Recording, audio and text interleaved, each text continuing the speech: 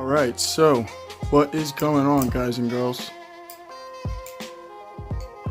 First of all, I want to just excuse myself if I sound like I've been throat fucked by a piece of sandpaper. I'm just kind of getting over laryngitis here, so I had absolutely no voice whatsoever for like 3 days, and now it's just coming back a little bit. So try and bang this video out if you guys don't mind bearing with me. But this is a really awesome review I want to do today because it's going to be the Ryworx Konohishi Kogarasu. Now, this was one of my all-time grails, was and still is. I don't think this will be going anywhere anytime soon unless somebody made a crazy stupid offer that I could not refuse. This is probably going to be staying with me.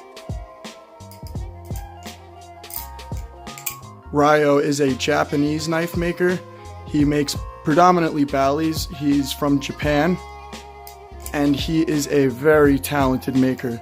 This is an excellent bali by nearly every single measurable metric. So, per viewer request, I'm going to do the bulk of this video filmed outside, so let's go for a walk.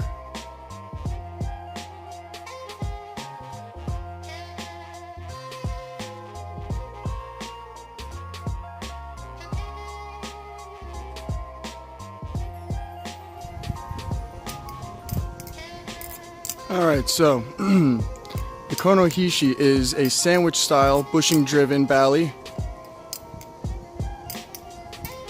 He actually uses stainless steel washers opposed to phosphor bronze washers, which I don't notice them being any less smooth than phosphor bronze. If anything, they're more smooth because he's a fucking wizard with his bushings. I mean, they are just the smoothest feeling bushings I've pretty much ever felt. And another interesting fact is the bushings that he uses are a larger outside diameter. They're still a 3/16 inside diameter, but similar to the bushings that Jerry Hom uses, they're a larger outside diameter, which only means that there's more surface area and you can fix tighter tolerances, less play, and overall more precision when you're tuning the bali.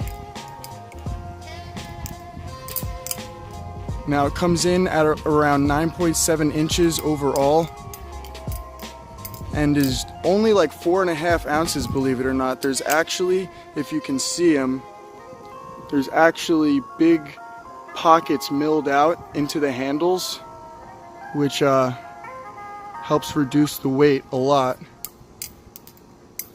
Full-length titanium spacers, grade 5 titanium. The blade steel is SPG2, and from what I could find online, that stands for Super Gold 2. It's a Japanese steel, and it's like 60 to 62 on the Rockwell hardness scale, and it's the best comparison I could find, and this was the only one I could find online, was that it's similar or better than VG10. Grade 5 titanium handles. Now, this is not double-edged. Only one side of this blade is sharp. I'm not skilled enough, and I don't trust myself enough yet to try and start learning double-edged flipping. Maybe one day, but certainly not today. Now, this bali actually flips really, really well. Best I could describe the balance as is it's pretty neutral. It's got maybe just a little bit less handle bias than like a rep, so it's definitely on the neutral side. It's got all titanium hardware, which I was actually thinking that maybe even being that there's 3 256 screws at the end of each handle, if I even just replace that with steel hardware, that might even just add a little bit of weight to the tail end of these handles and give it just a tiny bit more handle bias, because that would make it nearly perfect for me. Now the handles, they actually feel really, really good in the hand. They're not rounded, they just have a really heavy chamfer that tapers as you get towards the pivot, and there is like this nice spaced out kind of jimping along the sides of the handles, because as flippers, this part of the handle here is actually where we're doing most of the work. You know, the whole pattern, yeah, it'll look cool, but this is where you're doing most of your work and where you need most of your grip and purchase. Like the Basilisk has similar jimping along the side of the handles, and that's also another one of my favorite flippers.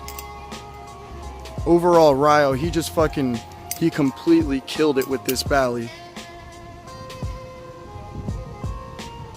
Now I know his list is weird and can be super frustrating, because I know myself, I contended with it for over a year before I had an opportunity to get this one.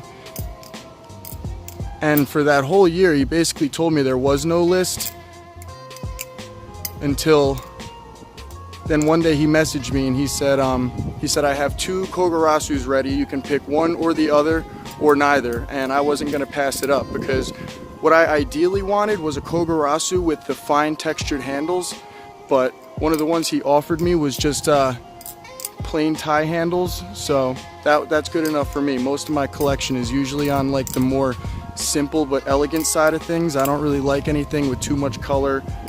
I don't like anything that's too flashy. That's usually just not too much what does it for me. But this is an amazing Bally. Now, he does another Bally called the Omim, which is also a sandwich style Bally, but runs on bearings.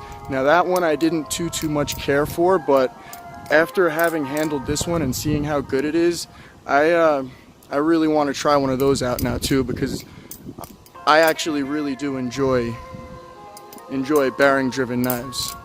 Now this is Bushings, and it's one of the finest bushing knives that I have. And it arrived out of the box this way, so I don't like flipping outside in Florida in the summer, because my hands get sweaty, and especially on raw tie, it gets sticky when your hands are sweaty. But you can see virtually no play, no rub, no tap. And with those stainless steel washers, I suspect that it'll stay that way for a good long while. Now this blade is not crowned, but there is a nice chamfer on it, similar to how Max Ace does theirs. They don't usually crown anything, but they do put a nice healthy like double chamfer on things usually. And this has a similar chamfer on the spine. It's not double-edged, and like the false edge on the spine doesn't come to enough of a point that it really affects flipping. Like it doesn't feel like a sharp edge, you know. There's enough of a flat spot and a good chamfer on there to where I don't even notice it. And this little pocket here does make chaps and twirls feel pretty nice. Overall, this Bally is absolutely amazing, and if you can get your hands on one, do it. I wouldn't hesitate a second. Even if he offers you one that isn't exactly what you wanted, I would say just fucking take it, because there are not too many Ballys that are better than a Konohishi.